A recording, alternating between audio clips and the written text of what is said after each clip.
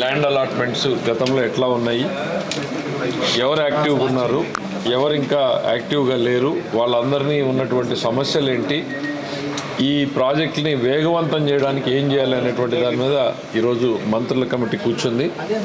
అధికారులు దాదాపు పెద్ద లిస్టు అంతా కూడా గతంలో, ఎందుకంటే ఈ 5 ఏళ్లలో గత ప్రభుత్వం దాన్ని పూర్తిగా నిర్లక్ష్యం చేయడం, అనుమానాలను క్రియేట్ చేయడంతో ఆగిపోయినటువంటి పనులన్నింటినీ కూడా పిలిచి మాట్లాడి వాళ్ళకి కాన్ఫిడెన్స్ ఇచ్చి ఇక్కడ స్కూల్స్ ఏ రకంగా రావాలి, హాస్పిటల్స్ ఏ రకంగా రావాలి, ప్రభుత్వ కార్యాలయాలు ఏం రావాలి, ఇంతవరకు ల్యాండ్ తీసుకున్నటువంటి ఒక ప్రణాళికను ఏర్పాటు చేసుకోవడం కోసమే ఇవాళ ఫస్ట్ మీటింగ్ జరిగింది. దీంట్లో ఇప్పుడున్న పరిస్థితిని అధికార యంత్రాంగం పూర్తిగా వివరించారు. సో వాళ్ళు కూడా మళ్ళీ every week or every 10 days ఈ సమావేశాలను ఏర్పాటు చేసుకుని ప్రోగ్రెస్ మానిటర్ చేయాలి అనేటువంటిది ముఖ్యమంత్రి గారి ఆదేశాలు.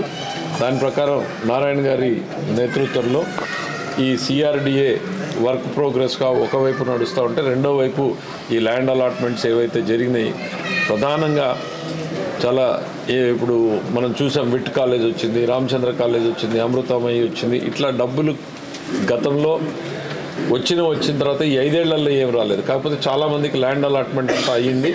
వాళ్ళందరినీ కూడా వేగవంతంగా చేసి మొత్తం కేంద్ర ప్రభుత్వ కార్యాలయాలు కావచ్చు, రాష్ట్ర ప్రభుత్వ కార్యాలయాలు, విద్యా సంస్థలు, రీసెర్చ్ సంస్థలు, మళ్ళీ ట్రైనింగ్ ఇన్స్టిట్యూట్స్, ఇట్లా అన్ని రకాల వాళ్ళని కూడా యాక్టివిటీలో ఇన్వాల్వ్ చేసి అమరావతిలో ప్రోగ్రెస్ తీసుకురావడం కోసం ఏర్పాటు చేయడం జరిగింది. బేసిక్గా ఒకవైపు కన్స్ట్రక్షన్ స్టార్ట్ అవుతుంది, రెండో వైపు ప్రజల భాగస్వామ్యంతో మిగిలిన వాళ్ళందరూ కూడా ఇక్కడికి వచ్చేటట్టు ఏర్పాటు చేయడం కోసమే, వాళ్ళకున్న హర్డిల్స్ తొలగించడం కోసమే గ్రూప్ ఆఫ్ మినిస్టర్స్ కమిటీ ఈరోజు సమావేశం జరిగింది. Thank acts for different organizations, అంటే స్టేట్ కావచ్చు, గవర్నమెంట్ కావచ్చు, లేదా ప్రైవేట్ ఆర్గనైజేషన్స్, హోటల్స్ కావచ్చు, స్కూల్స్ కావచ్చు, వీటి మీద వాళ్ళు కూర్చున్నది. యాక్చువల్గా దీని మీద గతంలో ఇచ్చిన ఎవరెవరికి ఇచ్చారు, ఏమేమి ఇచ్చారు అనేది డీటెయిల్గా అధికారులు అడిగి మొత్తం తెలుసుకున్నారు. దాని మీద కొంత స్టడీ చేశారు.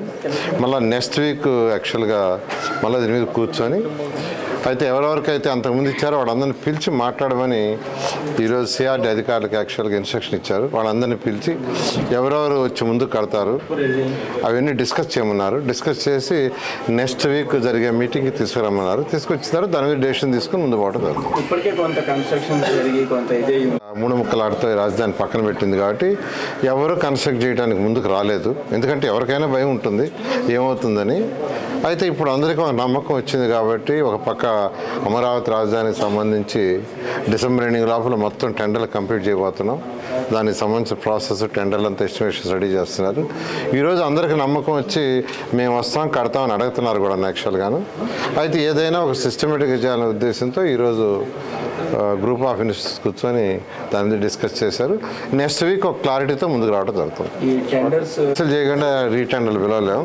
టెండర్స్ని క్యాన్సిల్ చేసేదానికి యాక్చువల్గా కమిటీ వేసాం. కమిటీ రిపోర్ట్ ఇచ్చింది. దాన్ని యాక్చువల్గా యాక్సెప్ట్ చేశారు.